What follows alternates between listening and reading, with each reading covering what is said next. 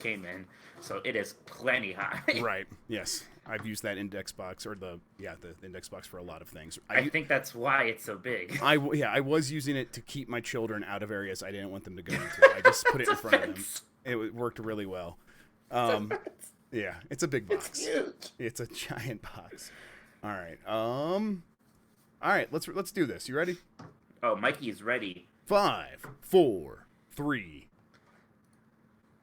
It's the internet. You're busy. Let's do this. I didn't have my rundown ready, so I didn't know what to say next. But I just say, "Welcome to the GamesBeat Decides podcast." I'm Jeff Grubb. How do I forget that? You do say that, and then you say, "This is the podcast where we decide everything about the world of games, so you don't have to think for yourself." I do say that, and now I say it. Now he's saying it. Now this is all. We're off the rails. Who knows what could happen next? I'm Mike Minotti. In today's episode, news, now. Some games, sometimes because you're just so damn cool, Mike. Fair enough. Fair enough. All right. We'll get into all that and stuff. How you doing, Mike? Better today. Saturday was a rough day for Mikey and his self-isolation ways. Yeah. But we're getting there. Saturday it was rainy, and I was looking forward to Saturday. I don't even have to work this day. This is gonna be great. Turns out it was way more depressing when my life had no purpose. Mm-hmm. And I was just sitting. I was watching a lot of point of view rides from SeaWorld that I've never been to. And it was in the midst of that, I was just like, what has my life become? Yeah. Yeah, you have to keep busy. It's like, yeah, really... I thought I'll just be lazy all day and that'll be nice. It was not nice. Yeah, we're doing the GamesBeat Summit thing. We're gonna do it in person, but now we're moving it online. I'm volunteering to help with that because I'm I should just stay busy because that's actually the key to getting through this. Yeah, I need to find some other things to do. But Sunday was nice. It was beautiful in Ohio. Got for walkies. I had some friends come over and we had a social distancing hangout session in my front yard. So we were all appropriately far away, but we were able to go to each other's Animal Crossing islands. Oh, that's cool. So many of my friends are playing Animal Crossing, so that's great. Yeah, I think we'll probably talk about that more here when we get to the games. First, I want to thank everybody for joining us. You can get more from me and Mike at GamesBeat.com. If you want to email us, it's GamesPlusPodcast@VentureBeat.com. That's the plus sign. If you are listening to this on the website or on YouTube, you can subscribe to the audio version of the show on Apple Podcasts, Google Podcasts, Stitcher, Spotify, anywhere where you get podcasts. If you like the show, rate us on your app of choice. That helps people find it. So does telling your friends about it. That's a big help as well. Finally, thank you to Carlos Ayin, who is Insane in the Rain Music on YouTube, for the use of our theme song. All right, Mike, let's just hop into the news. What do you say?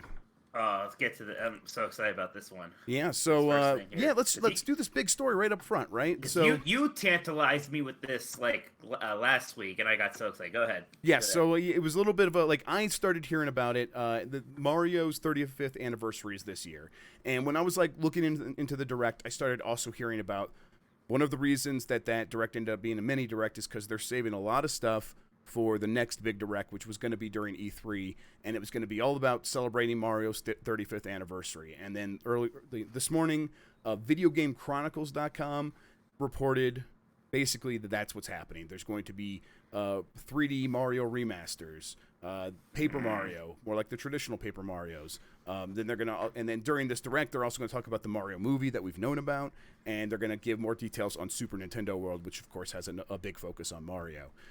Since then, there's been some other corroborating reports from Eurogamer and Gematsu who were that 3D Mario remaster thing, it's going to be 64, Galaxy 1 and 2, and Sunshine, and then separately from that there might be a 3D Master Deluxe, other Wii U games have gotten. And then what I've heard from this, the one thing I can definitely add is that maybe the ones before 3D World are going to be in a single collection, like an All Stars 2 kind of thing.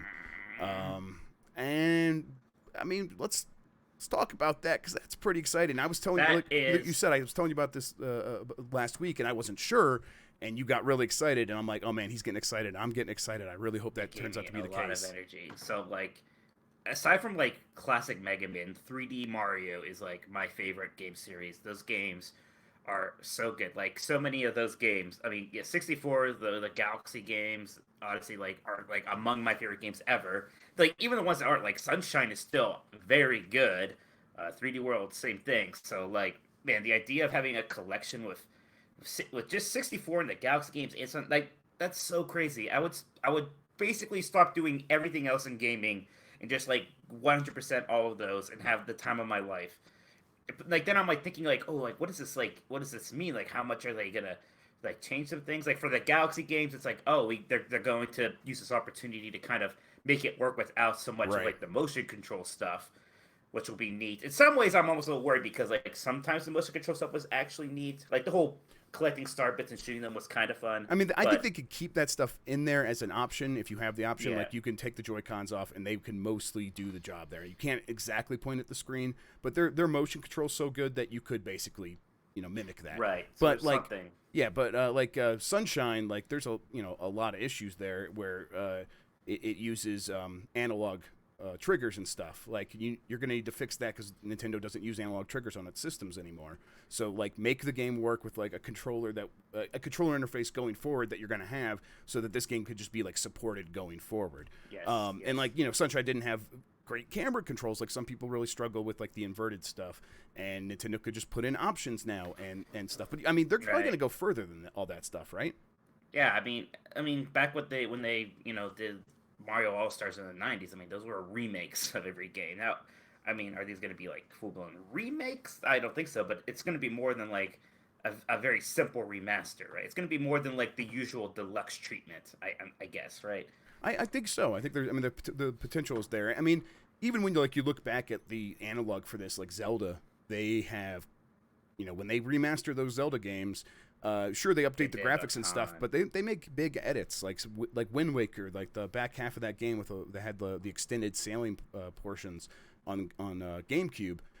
When it came to the Wii U version, they went in there and they sort of spliced a lot of that stuff out and condensed it and made it better. They just made it a better Yes. game, and they've done that with all of the games. And it's like, yeah, That's a card they're still hiding in their sleeve someday is the Wind Waker Skyward Sword like yes, collection they can do for Switch. But back to this, like, yeah, there's all sorts of things. Like for 64, I don't even know what you would need to change. I guess yeah, like I know some people don't like the camera of the game, and the camera would be different anyways because you don't have C buttons, so it kind right, of solves itself. But I yeah, mean, if it had some updated graphics, like it would be cool. Not because like I'm like, oh, I don't like Mario 64's graphics, but I'm like, yeah, I want to see what it looks like with like modern graphics. That would be neat. yeah, exactly. And it's like, I mean, we'll always have the option to go back and play these games. Maybe they'll put these games on the Nintendo Switch Online, so that if you want to like play N64 games and the original Super Mario 64 is there, but then if you want this updated version, it's in this collection. I think that's a fine way of doing it. But yeah, like you're right. I don't. For me, Mario 64 doesn't need a ton.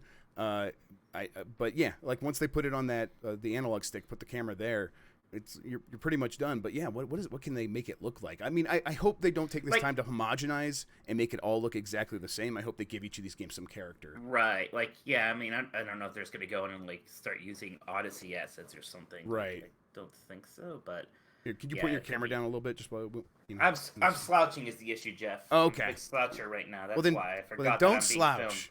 I'm slouching like crazy. Uh, I okay. So, but like Sunshine, like people have their issues with that game. I used to defend it. I get it now at this point, especially because of the controls. But again, like I think that if they just edit some of those levels where like some of those missions could be fixed to the point where people find them more enjoyable. right. So I guess the issue with Sunshine is like again, I'm completely fine with Sunshine. I like it a lot, but like I feel like to make it better would require like it's kind of design stuff. It's stuff like there's too many repeating bosses Mm-hmm. and they like so I mean how do you to fix that you would have to like put in more bosses or like remove some duplicate boss fights or something maybe so bigger changes right so that'd be weird. Yeah, I mean, Uh, but I wouldn't be surprised if we see them maybe go that far, maybe. mhm. But we'll see. I don't know. This to me, this just seems like, ooh, this is super exciting. Oh yeah, I give it to me. A lot Put to it in look my forward veins. to. Yeah. If this is kind of what they're relying on this year, I'm totally okay with that. You Oh, can. that totally gets them through. Like, Mhm. I mean, the rest of the year for like big stuff. And but now I can't help but like feel bad that we're going to miss out on the awesome like E3 show floor thing they would have done with Mario this year Same. because they've been doing some Yes. ever since which because first we had the Zelda thing which was ridiculous. Yep. And that was 2016, right? So. Yeah. Then the awesome Mario Odyssey one. Yeah, This- it would have been this ma- awesome. I hope this- that they like they'll do something. I'm sure they were building that stuff already, Yeah. so they'll probably like put it somewhere. I don't know if it's something we'll get to go to. Right, exactly. By PAX West, probably not though. Mm-hmm. We'll see. Yeah, I'm excited. What about some of these other things though, like Paper Mario? This is something that's come up as a rumor a lot. Right. So like, yeah, this one I've been hearing for a while, and it's something I've wanted for a long time because those newer Paper Mario games just ain't been doing it for me. But No, yeah, 64 and especially Thousand Year Door, I absolutely love. So like, if and again, it's like I want to be excited, but even still, like I need to see it to believe it. I guess like even if like they do quote unquote make one again, like 'cause Sure. there's been some bad Mario and Luigi games, even though those haven't necessarily like forsaken the formula, right? Like there's still so many things that can go wrong when you're making a Mario RPG. It's so easy to kind of like get distracted or go in the wrong direction with those. And it's worth pointing out that a big reason why this rumor was easy to believe even before this is that Paper Mario is an Intelligent Systems series. Intelligent Systems also makes like Fire Emblem, but the last Fire Emblem game, like Intelligent System oversaw it, but most of the work was done by Tecmo Koei. If you like go through the credits, like it's like 1,000 names from Tecmo Koei and like a few from Intelligent Systems. So it's like, what has they've been up to something? Yeah, what have they been up to? This makes a ton of sense. Absolutely. Yeah, I know you'd rather wish they were working on a Switch Wars or something. Advance War. Yeah, I've given up hope on that franchise, but yeah, that'd be nice. Okay, so then what do you expect we get from? Do you think we get a trailer for the Mario movie? I don't know if we get a trailer. Maybe we get like a first look, like some stills or something. Yeah, like just a kind of might be a weird way to debut a movie trailer, but maybe not. I don't know. Yeah, I mean that movie's still a little bit off. Yes, it is. So yeah. Then what about Super Nintendo World? I don't know. Well, it's weird because I can't even keep track anymore of like what I know and what they've officially announced about that place. Right. So they can go into some details about that still, and like a lot of people don't know if they just like they haven't really like told people how the Mario Kart ride is going to work or how the Yoshi ride is going to work. So I think if they just spend time like actually showing off some good concept art of what those things are going to be like people will get very excited about those. And then any other ideas about like what they could do for this, like Mario's 35th anniversary? I mean, we have some rumors here. We got some stuff that's pretty much confirmed. Like this is a lot already, isn't it? It totally is. I mean, yeah. And I guess the only thing missing is like a special edition Switch, right? Yeah, that does make a ton. We'll probably get that. And though I think they'll probably fill out the Nintendo Switch Online stuff. I like this would be the opportunity to like drop Super Mario RPG if they're holding it off. That would be great. Excuse me. And then like maybe Super Mario Maker too. Like maybe that gets some more stuff at that point. I feel like it would be weird if they didn't, right? If they're doing all this Mario stuff and then they didn't have anything for Super Mario Maker 2, it's like, oh, that game's just done. Okay. So either it's done or they'll have something for this as well. I don't know. Anything else on this, or should we move on? No, I mean, gosh, I want those 3D Mario games on my Switch. That is for damn sure. Yeah, me too. I can't wait to play them all again if they're decent at all. Like this will be like just one of the best gaming experiences I can imagine on the Switch. So yeah, really looking forward to it.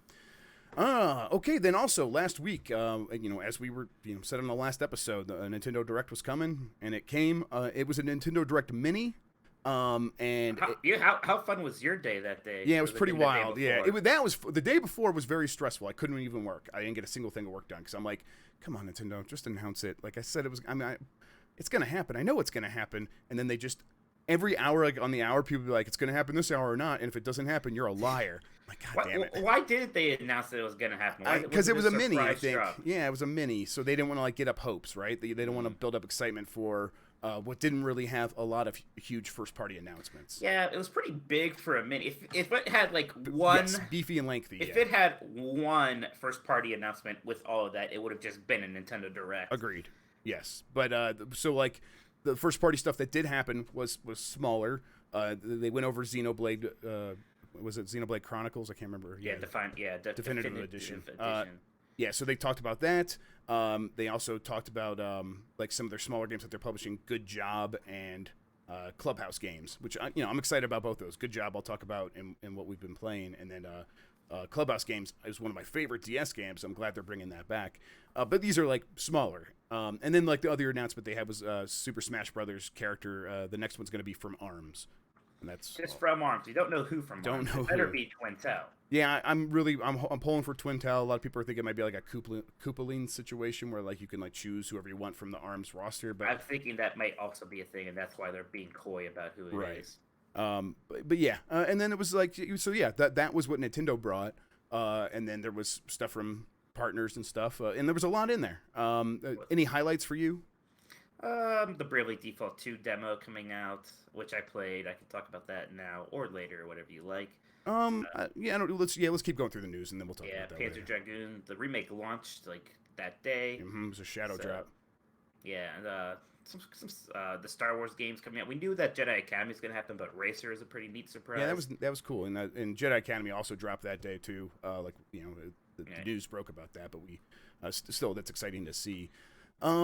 Yeah, I don't know. It was overall I thought it was pretty good, especially for a mini. It was exciting. It was good to just kind of get one of those again and like see like a bunch of announcements happening. That Good Job game really is solid.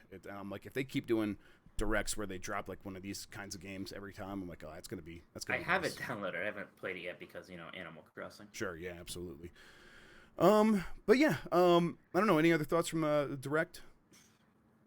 No, it's like it's almost like when you look at it on paper, you're like, where's the big surprise, big deal announcement? But like, there's a lot of nice things in there, really, to unpack. Yeah, and a lot of it was like very immediate, like, oh, here's a cool thing you can do right now. So yes. like, oh, okay. Yeah, and it's like they started with a warning, not a warning, but like a stipulation about, hey, anything in this direct could change because COVID-19 is a global pandemic. It's causing problems, and I almost think that might have been like, it was going to be maybe a bigger direct. They might have talked about some of their other games other than the Mario stuff that's happening, but. And Nintendo, they're in Japan. Japan's been doing a pretty good job of managing COVID, but they work with developers all around the world, and the support developers are in countries that have been affected, like China and stuff like that. And so that, I think that's one of the reasons why maybe they might have pulled some of their things out, because they just want to make sure they want to stick to what they could deliver now or very soon, or like what they know is ready, like Xenoblade. Xenoblade's going to be ready. It almost feels like, especially at the end there when it just was talking about Xenoblade was at the end, and I was like, and they didn't really have anything new to say about it. That was Pokemon at the end. Pokemon, it was like, Pokemon at the end, and it was like, what is this? And I was like, I feel like something else was supposed to go here, like maybe that Paper Mario game or something. I don't know. Right? Yeah. Like Pikmin 3 is the other rumor. Like Pikmin 3 wouldn't be in a Mario Direct. No. They could still, like, that Mario Direct could be like a bigger thing where it's like, this is our E3 blah, and here's our huge Mario section, and then also Pikmin 3's in there. But I imagine, like, if you're doing a Pikmin 3 Deluxe and you're re-releasing that, that's probably still coming pretty soon, right? That's probably going to get out there, summertime, maybe just on the other side of summer. Maybe that was the plan.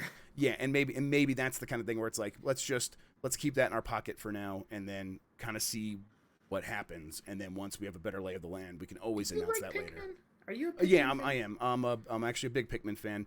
Not as big as my wife, though. My wife is a huge Pikmin fan. She plays through all of them. I've never gone into that series. Yeah, I think a Pikmin 3 Deluxe might be a good opportunity for a lot of people to check it out. But it's one of those series where, like, I get why people don't like it. It's not for everyone. Yeah, it's not for everyone. All right, let's move on. Some other news stories coming out of GameStop.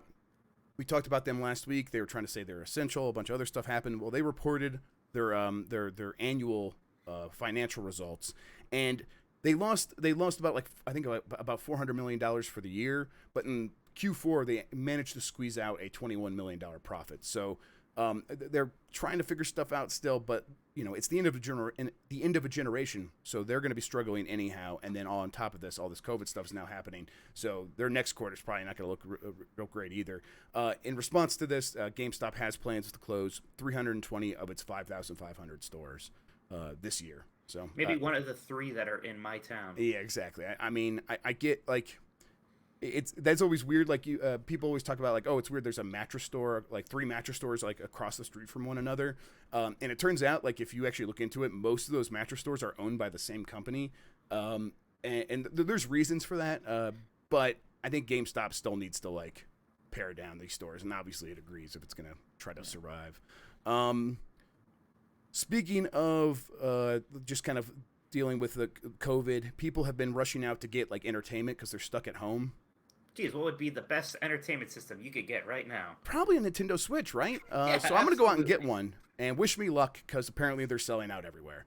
And I mean this makes sense, right? Like people are like this is a very Well, popular system right now. Animal Crossing just came out, but even before that, it's like if you had been putting off a Nintendo Switch purchase, and now you're stuck at home, and there's a bunch of people trying to fight to get the TV. Switch makes it, yeah, it just makes a ton of sense. Now, on top of this, Nintendo had warned previously that due to coronavirus issues in China months ago, production might be disrupted for the Switch, and it might cause supply chain issues. I think we are hitting that right as people are also rushing out to buy these things. So it's kind of like a perfect storm sort of situation. So if you want a Switch and you see one, it's probably a good idea to just go ahead and pull the trigger on there, and if you don't want it later, just return it or something because it's pretty unclear like when the stock's going to be replenished. I imagine that Coral Pink Switch is launching here in like next week. The Coral Pink Switch Lite. I bet they'll have like barely enough to like meet the initial demand, and then that thing's yeah. going to be sold out as well. So yeah, we'll see. That's also happening with Ring Fit Adventures, where Ring Fit is just Yeah, that game suddenly. I wish I had that game now. yeah. Like that was a game I never gave much consideration to, and now I'm like, that would be a nice game to have right now. And you are not alone. Everyone Yep. is saying that. People, I mean, and this again, we saw this in China as well. That game caught on like virally in China because people were like sharing like TikToks or whatever they have there of themselves doing that, and then everyone was stuck inside and they wanted it. So people were already buying these things and then reselling them in China at like a huge markup, and now we're all in the same situation where like it would be nice to do this fun exercise game inside my house since I can't go outside really and get much exercise, or my gym is closed or something like that. And I've played it. It really is a great exercise video game experience. So I get why people want it, but yeah, it's I think if you try to go online and find it right now, you have to pay like $300-$400 for it. So Woo. so yeah, a lot. And it's normally $80, and it comes with the thing and Man. everything. So yeah, big markup. Doom Eternal. It launched last week as well as Animal Crossing. Doom Eternal. We talked about Animal Crossing sales a little bit. It sold like 1.8 million in Japan. That's just physical. Doom Eternal also selling very well. It broke a franchise record for its opening week sales, I think, according to id. So that's not too surprising, right? The anticipation from Doom 2016 probably built up, and Right. people were like really waiting for this one. Yeah, because I feel like Doom 2016 kind of. I think it had more of a slow burn sales wise. Because I Yes. think, like us, a lot of people were skeptical of it at 1st, Mhm. and then it kind of like would eventually sort of caught on and had good legs and whatnot. So it makes sense that for this one there'd be much more of a initial jump at it. And they're cashing in on that clearly. Hmm. Last story I have here is Summer Games Done Quick 2020 is postponed. I think they moved it to August, which also feels maybe a bit ambitious, but A bit, yeah. We'll a see. bit, yeah, that could still happen. It's going to happen in Minneapolis. Summer Games Done Quick is the big thing where a bunch of speedrunners get together and they run games and try to raise money for charity. They're gonna try to do that in August. There's what was it? GDC is also going to try to happen in August, and GDC is the one where it's like I could see like a bunch of like speedrunners being like, "Listen, you guys, we'll get in, we'll get together in a conference room, and it'll be all right." There's not tens of thousands of us. But GDC is like that's people flying in from all over the world. That is people flying into San Francisco, which is like I just imagine at that point that city's probably still not going to be fully out. I mean, we're not going to be fully out of this I don't probably know. for a year. So There's it's like a part of tough. me. It's like, do we like can we just write off GDC this year? I think. I don't think you're alone in that either. I think most people are like, let's just call it for 2020 and we'll come back next year. Especially by then, people working on games for the fall are not going to want to be traveling. Right. Taking I feel chances like of we're all getting going to sick. have a lot of catching up to do. We're going to have a lot of catching up to do. So yeah, it's that one's questionable. We'll see. That does it But for the the nice news thing though. about Oh, go ahead. Games Done Quick is that they are doing a smaller, like kind of long weekend Yeah. streaming event later in April. That's going to be raising charity for can't remember. It's some kind of charity that helps like people in crisis situations like this. So Yeah. they're doing another speedrunning event soon, and it will be raising money and for that. So we'll have something to watch at least. All right, Mike. Let's move on to what we've been playing. Why don't we start with you? Why don't you give us a little rundown on either Bravely Default or whatever else? Yeah, I guess I should talk about Bravely Default because I played that demo a good bit. I love Bravely Default 1 and Bravely Second. Uh, so it's interesting because there's been like it's always hard to tell what's consensus or not. But when I went to like the Bravely Default subreddit, Sure. a lot of people have a lot of like complaints about the demo, and I kind of get some of it. I think some of it is them being a little too harsh, but so like one of the first off the demo like is automatically and only on hard mode, Mm-hmm. and they say they do that to so like to encourage people to really like try out all the different jobs and all this stuff, which it seems like kind of weird to me. Like it Yeah. doesn't bother me too much. It basically means that like your first like few random encounters are really rough because you don't have like enough spells or money for good equipment. So it's like it's this really super hard challenge at first for a demo of a game. So that's a little strange. I think some Mm-hmm. people are a bit put off by that.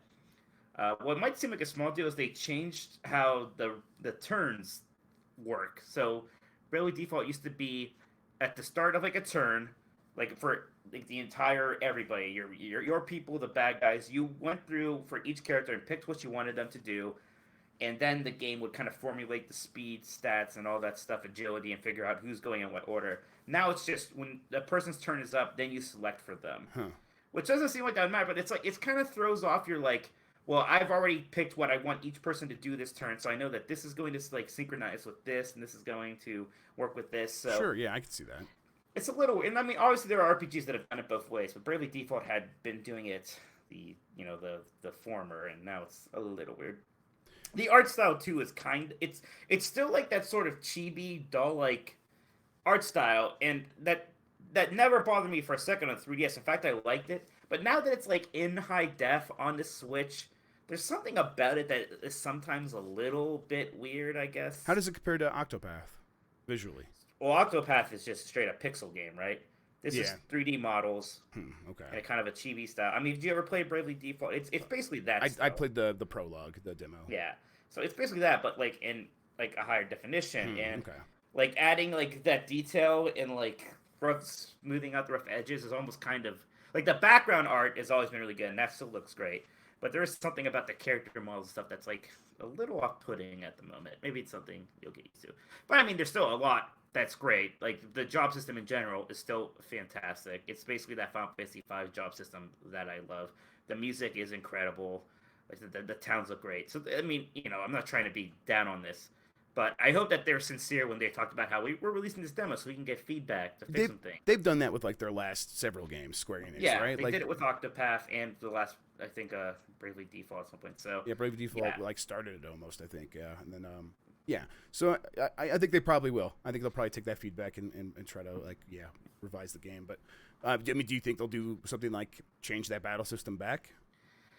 I don't know. It seems like it wouldn't be that hard of a change. Right. I mean, in order to change it in the first place, I feel like they must have had some kind of conviction about it. Sure. So hopefully, it's not something they're super uptight about. And again, maybe, I've played a demo for an hour, so maybe I don't see the full picture either, Sure, right? of course, yeah. Fair enough. It's a little weird. Yeah. Uh, What else you been playing? I started Doom Eternal. Did the first 2 levels of that. It is super duper fun, and like the action feels great. I do kind of see what you're talking about with the tone, and that like Doom 2016 wasn't like silly, but it was kind of funny, Mm-hmm. like kind of a little bit of a wink and a nod. There's like none of the wink and nodding here, right? He's It's got playing it a lot more straight. yeah, and then so then when it's silly, it's like wait, what? This is like the silly stuff would be like his space castle. He's got like his office there, and he's got like guitars on the wall that like Doom guy must just like play in his off time or something like that. And that's just that's like that's weird. Like that's not working for me. It's like they don't establish it early enough. Like Doom 2016, like very early on, you had that thing where you saw the title screen, the rock music's playing, and he like loads his shotgun, and that's like when the music cuts out. And I'm like, oh, this is the tone. I Right. get it. Yeah. And like the tone seems a bit less certain here. Yes, exactly. Doesn't make the shooting and all that stuff less fun. Correct. Yeah. You're sticking with it? Like, how are you playing? Are you playing like one level a night or what?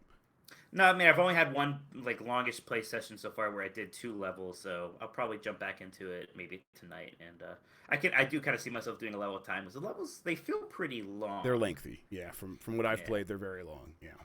and they're a bit like the. I remember the Doom 2016 levels. They felt a bit more. I don't know, not small, but they were like almost. They were like kind of denser, and it was a bit Hmm. more of a kind of like you're revisiting some sections multiple times and whatnot. So Yeah, it's a little and I different. like that a lot. I mean, this again, it's not bad here in Doom Eternal. I think I just might prefer like smaller, more condensed levels personally. Mm-hmm. That doesn't mean Doom Eternal's not doing a good job with it. It just might, in the end, it might make it less memorable. The spaces, I think, but we'll see. I'm still getting through it. But like yeah, like the shooting, the combat, you're digging all that. Oh yeah, it feels fantastic, and I love just kind of like how it's not just about like shooting things. It's like okay, I need to use my flamethrower here now because I need some armor, and I should maybe chainsaw this guy to get some ammo, and all that stuff just works really well. It's super fun. And Yep, the platforming is actually like that is I the like it. great addition here. The Yeah, platforming is very good. yeah, I'm a big I can fan almost of go it. for more of it so far. It's I've liked platform in first person games before, but usually that's just like Metroid Prime did it well. I think maybe more games could do it. And it does feel it feels as good here as it did in Metroid Prime. And then I don't know. I like the dashing. It's they did a good job with I've liked first person platforming ever since Jumping Flash 2. it. Jesus, I only played Jumping Flash. Is Jumping Flash 2 an actual improvement over Jumping? Oh yeah, Jumping Okay, Flash 2 is great. I mean, Jumping yeah, Flash Jumping 1 is Flash. garbage. Nah, hey, whoa! I Jumping mean, Flash okay, 1's it's okay. hard to go back to Jumping Flash 1. Wow. It's one of those games I always wanted to play at the time, never did. Tried playing recently. I'm like, oh my god, man, Mario 64 So just like, puts this stuff to shame. oh It's sure, it's sure, okay, yeah, gross. it's not Mario Yes, 64, it's not. but it's fun. It's fun. Fair enough. The big boy still seems to be Animal Crossing for everybody. Are you sticking with Yeah. it? Oh yeah, I got my town center today. The designer people, The Able sisters, yeah, Able, yeah, the Able sisters. Their place is under construction. awesome, yeah. Yeah, I've been spending a lot of time recreating Mega Man pixel art in the game. I'm trying to redo the portrait, like the boss select portraits from everyone in Mega Man 3, Of so I can course. like assign them in tiles on my floor and make it look like the stage select screen. So I've done 3 of those so far. So that's great. My whole character basically looks like an E-tank because of the hoodie I made for him. So but yeah, it's been super super fun, and I've had friends visiting, and we've been going to each other's islands, and just like give me your fruit, and I want to see what your house looks like, and Mm-hmm. ooh, what's it for sale in your store, and it's just fun. It's a little annoying how like because it's Nintendo, of course, like the online stuff can Oh be yeah. a random pain. Like this person is coming to the island, like okay, And then 75 seconds later, you could play again. and Yep. like great, all right, I'm glad he's here. This person's leaving the island. Good. Yep. Watch them leave. I'm like, Yep. Oh, can't they just Nintendo. leave? You could just. I trust you. Just let him come and let him go. Yeah. I mean, I get they want to like save the islands, but they should like if you're going online, honestly, just put the whole like make my Switch like the host, like a host server, and just make it all online, and then anytime anything's happening, just kind of be saving it in the background. Yeah, it's wild that they mess that stuff up, but they do, and it's a It's pain. just that's like But it's I got to like get the those. artist that would add like a fifth leg to a goat on his tapestry so that it's not perfect by Yeah. design. I guess Nintendo decided that Nintendo loves those it's fifth goat online. legs. Yes, absolutely. Yeah, Man. it's gonna be called Fifth Goat Online. Yeah, next exactly. Fifth um, Goat by Nintendo. but I put up with it because I got to get those good I got to get those good turnip prices. I bought them like they were like Yeah. 110 on my island yesterday, and I'm like, man, all right, I got a couple hours before it's gonna be closed for everyone. Let me look around, and then some like I tried a couple islands just like on my friends list, and then I saw one that had like 4 people in it, and like you can like click on it and like see who's there, and it was different than the first time I checked. I'm like, I bet they've just got people coming in buying turnips. So I went and checked, and they had it for like 94, I think, or 92. So I'm like, all right. So now I spent like 180,000 bells on turnips. I'm just waiting, and now I'm just waiting to see if someone's going to have like one of those 500 bell days, which like apparently happened. I thought that was a joke Whoa. at first. Yeah, because like it was like 160 or 170 was my highest.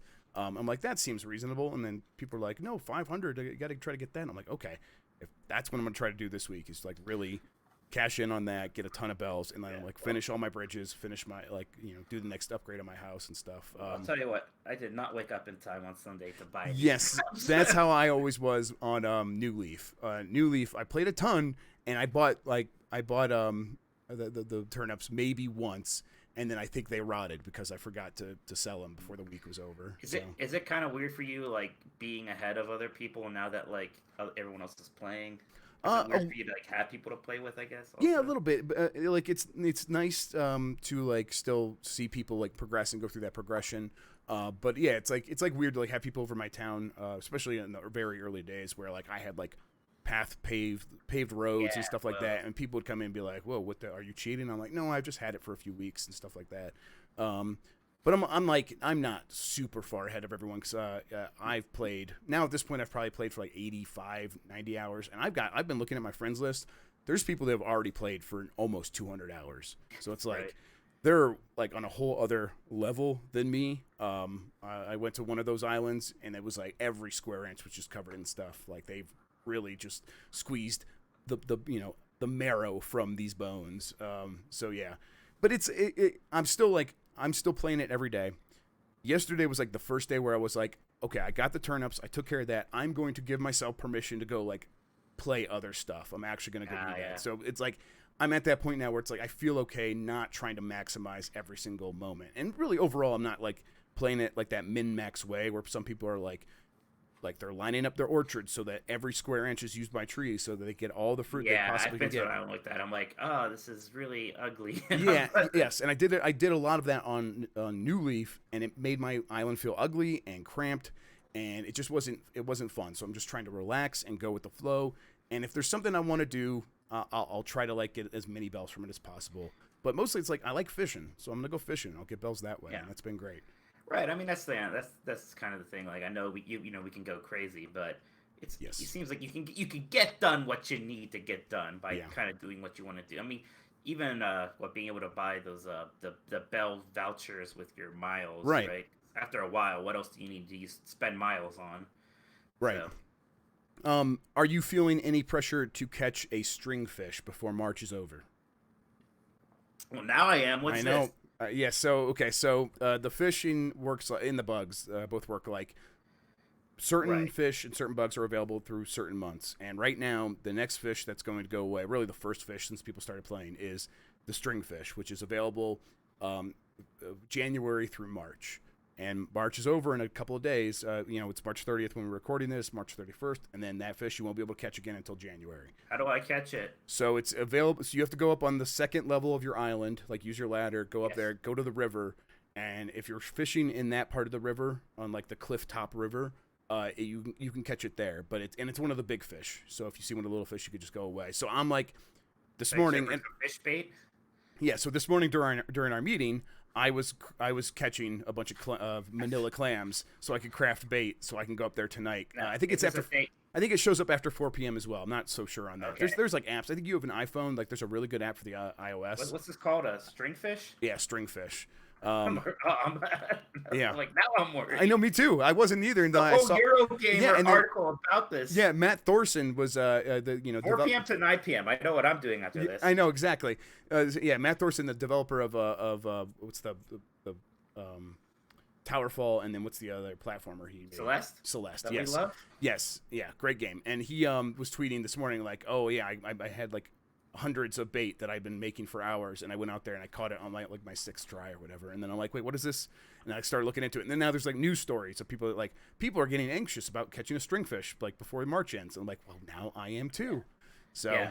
Well, I mean, I've told you how much I love that museum. And if I get to a point where like I have everything in my museum except for this fish that isn't coming back till January, I'm going to be yes, exactly. So I'm going to spend some time doing that. We'll see if we can make that happen. We'll have a stringfish report next week. We'll see how it goes. Anything else, Mike, that you've been playing, or do you want anything else about Animal Crossing? No, just I'm certain you were right. I'm certainly liking it a lot. I may have already played it more than I ever played New Leaf. Yeah. Actually, I almost certainly have. So it's a good. It's just, I mean, it's the game for our time. Like, I mean, I've been hearing that sentiment that you've just said from a lot of people. It seems like yeah, we really are going to look back on this and remember this time as like that crazy point in our lives where like it was scary and people were losing their jobs and people were actually dying, and we had like this one like bright spot. Like, you know, maybe people have multiple bright spots, but there's this one bright spot that we're all sharing right now, and it seems like it's Animal Crossing. That's like, I think we're going to look back on that and remember that forever. And it's like, it's special, and also like, it's just a game, but still it's nice to have this thing that we're all sharing. Especially like you go on Twitter and there's still every day like people that you didn't even know were into games are like even like even like my so like, you know, I have like a different Twitter account that I manage for like Disney stuff, for the Disney podcast, and all of those people are like, here's the Disney cast member outfits I recreated in Animal Crossing. Exactly.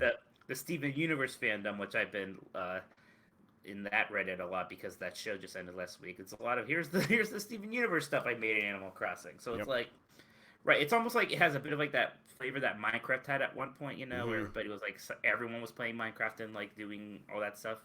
Almost feels like that a little bit. Yep, it definitely does. Like, it's like, yeah, and like inverted Pokemon Go, where it's like we're all stuck inside, but we're all playing the same game and like enjoying its social features in a way. So yeah. Yes. All right. So I've also been playing, like I said, Sunday I gave myself permission to play other games, and the two other games I played were Round Guard and Good Job. Round Guard is it's Peggle, but as an RPG, and boy is that another nice game just to be playing right now, because it's like you just shoot the balls down into the pegs, and the pegs are enemies, and like and instead of like having like a certain number of balls like you did in Peggle. To shoot down in this pachinko board for people that don't know what Peggle is. And, you know, if you run out of balls in Peggle, then you're game over. You have to start the level over. Here, you have your HP, and then when you hit an enemy, you know, they do a certain amount of damage, you do a certain amount of damage, and you're just trying to keep your HP up, and then there's potions and mana around the stage and stuff like that. And then you have actions you can do. By hitting left click or right click, you can engage these mana using actions. And those are like, you know, heavy attacks. It sounds a bit like Puzzle Quest, but with Peggle. Exactly. And it is nice. I'm just not. You don't have to think about it too hard. You just get to enjoy the physics of the ball jumping around. Really nice. What's like the tone here? Is it like silly? Is it playing it kind of straight? It's very silly. It's trying to be very silly, and I've just been skipping all the story. I don't care. I just want to shoot the balls at the pegs. That's just all I want to do, and it's fantastic. And you know, I'll bring my daughter up on my lap, and she'll help like choose which one I'm going to shoot at. And it's like it's low stakes. It's run based, so I think that's why people have been comparing it to Slay the Spire. So you know, you're trying to get as far as you can on each run. But like I got through the first area, and now I'm starting at the second area each time, and it's fine. And like you're building up, and on some of these runs, like you might get the luck, and you might become really powerful and like way OP, and that's fun because it's a run-based game, and like that's not what the game's going to be like forever. I'm really appreciating what they're going for here. There's some issues, like I don't love the visuals. It's kind of got this I don't know, this weird like marker drawn hand style that. Also has like a flash style animation almost. I don't love that, but whatever. It's not really messing up the game too much. But then like, yeah, you're taking a look at some images, yeah, and then I don't think it does quite as good a job as Peggle did of like feeling like you got the last guy. Let's go bananas. Like here's oh well. The 1812 Overture, 1912 Overture. I can't remember what they played. 1812 Overture. And like here's a bunch of explosions and fireworks and stuff like that. This is like it still does the zoom in and slow motion as you get close to the last one. It's like, oh, you got it. Didn't they just play Ode to Joy? It was Ode to Joy. Yeah, you're right. Ode to what Joy. An idiot you are. Ode to Joy is what I played on saxophone for my 7th grade music test too. So yeah, I bet you were awful. I was terrible. Yeah, it's a good game. It's on Switch, it's on Steam, and I totally, if you're a fan of Peggle, if you're looking for something sort of mindless but enjoyable, I really recommend it. And then the other game is Good Job, which is, you know, that's one of the games that Nintendo dropped during the Direct. Right. It's published by Nintendo. I'm really digging this game. So what is it? So it has this isometric view, and you're looking down on this world of like little workers, and it looks like one of those kind of like work poster things, but it's come to life, and it is a series of puzzle rooms where you get a mission and you need to just figure out how to complete that mission, and then you do play as one of like these little worker characters, and you can move them around, and like one mission might be gather all the workers into this one space in this one room, and then your job is basically just to like figure out how to move these characters around. And you can't just like pick up the guys and move them, but if you like move up a chair by them, they'll sit in the chair and then you can slide the chair around.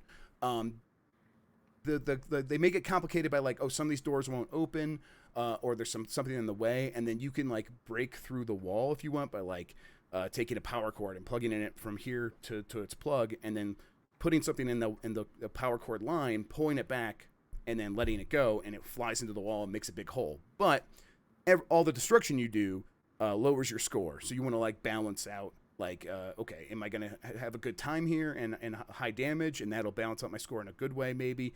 Or am I going to take a long time but have little damage, and then it balances out the other way? Other rooms might have you, like, going to a control panel and moving around big colored boxes and putting them in their certain colored room. And, again, that's like, you just got to figure out the way to move these boxes with doing the least amount of damage possible, but also not taking your time. And I'm enjoying it because it's just like it's actually fun to destroy things in this game. Like everything looks really pristine and nice. It has that really clean visual style, and then you fling something into a wall and it just explodes everywhere, and things are money's coming off it, letting you know that you've done the damage. And it's just it's really satisfying, and it's really well done. And the puzzles are nice and self-contained and really quick, and so I'm moving along at like a really nice rate. So it just feels like I'm making a ton of progress, and it's just another game where I'm like, I could play this right now. It's really hitting the spot. I've played through like the first like two, like you're in a building, so I played the first floor and the second floor, and I'm on the third floor now. And it's really really well done. Tell me is that you haven't played Ori yet. No, not enough. Wow. I started it, but yeah. I'm not doing the show next week until you started Ori. All right, yeah, well, I mean, that's fair. I want to play it, so that's good motivation. Man, yeah. I ran out of time last week, and then over the weekend I was just going into Animal Crossing. It's funny. I don't remember asking for excuses. All right, Ori next week is what I'm going to talk about. Good. It's not like I'm actually trying to put it off. I want to play. What about have you played any more Half-Life for No Desire right now? No Desire right now. Yeah, it's tough, man. It's just I mean, same thing with Resident Evil 3. I have that, and I don't want to play that right now either. I just don't. Now, not to try to make this a maybe I'm right thing, but I tell you, and I'm sure it's really because it's only available on VR. But I've never seen a game that was in the 90s on Metacritic get so little talked about. Yeah, to be fair, like Persona 5 Royale did very well on Metacritic, and no one's really talking about that because it's niche. Yeah, but it also already came out once. So that's what came out once. That's like I kind of want to play. I'm like, that's a 100-hour game that I already played. I don't know if I want to play all that again just to like see like everything about Persona 5 Royal is wild to me. Yeah, how much is it? Why is it $100? It's $100. What are you talking about? Wait, is it? I thought you said 100. Oh, 100 hours. I thought you said hours. Okay. Yes. No.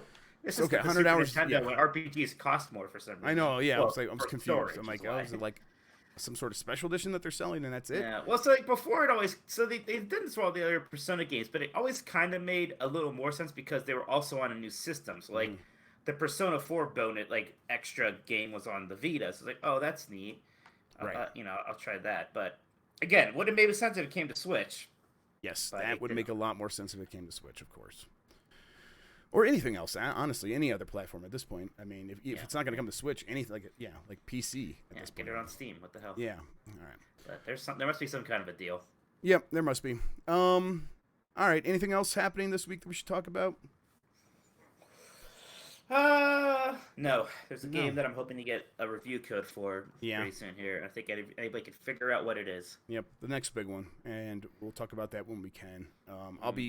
I'll be looking forward to hear your thoughts about it because I'm very curious just to see what it's like to actually play through that thing.